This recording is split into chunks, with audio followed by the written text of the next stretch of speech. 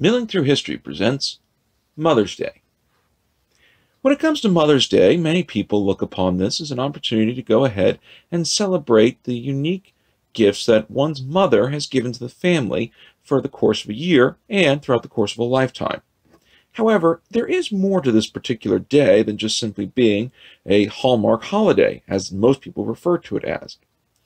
It began initially as part of being an event through mothers' organizations, which were formed to help mend ties between both the North and the South after the Civil War.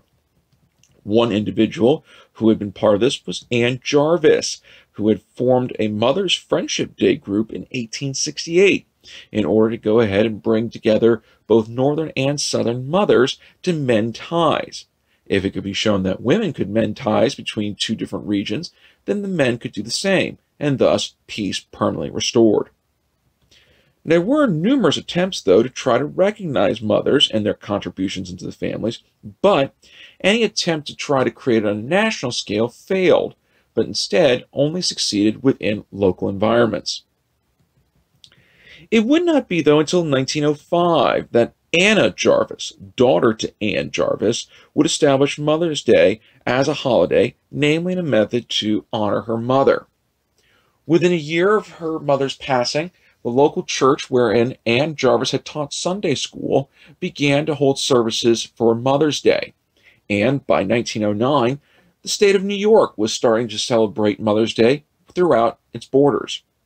In 1910, West Virginia made Mother's Day an official holiday, with even more states following shortly thereafter. One of the unique aspects of Mother's Day is that Anna Jarvis envisioned that Mother's Day would be a singular plural. This way, every family could go ahead and honor specifically their mother. Instead of it being a blanket holiday, every family should honor the mother of the household. In addition to this, carnations were being associated with Mother's Day, namely because Anna Jarvis remembered those were the favorite flowers of her mother.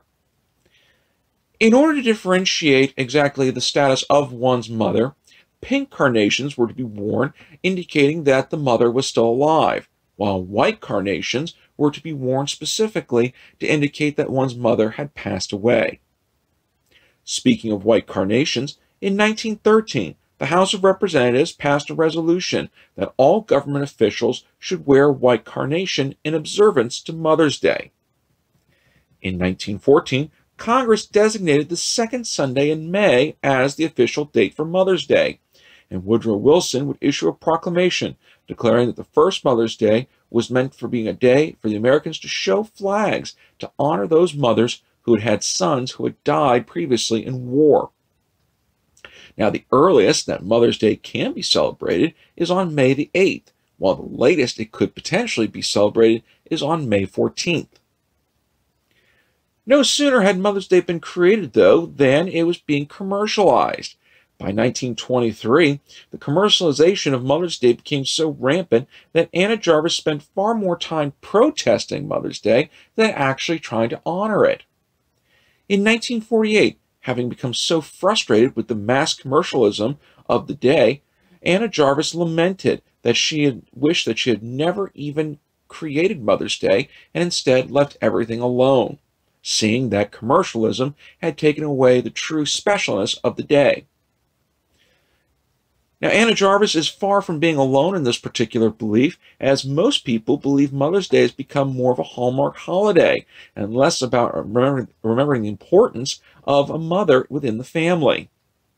To further prove that point, it has been noted that Mother's Day is one of the most economically profitable days in the United States, and according to estimates, Americans will spend up to $2.6 billion on flowers, $1.5 billion on gifts for mothers, and $68 million on greeting cards alone.